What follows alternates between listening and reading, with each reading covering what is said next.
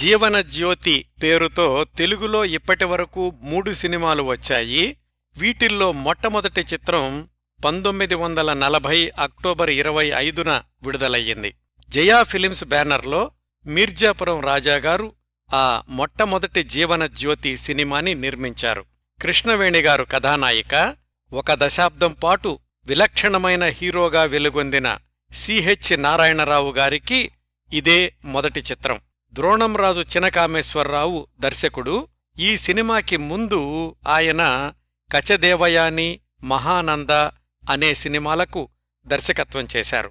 జీవనజ్యోతి చిత్రంలో ఇంకా కమలా కోట్నిస్, కుంపట్ల, ఉషారాణి నటించారు.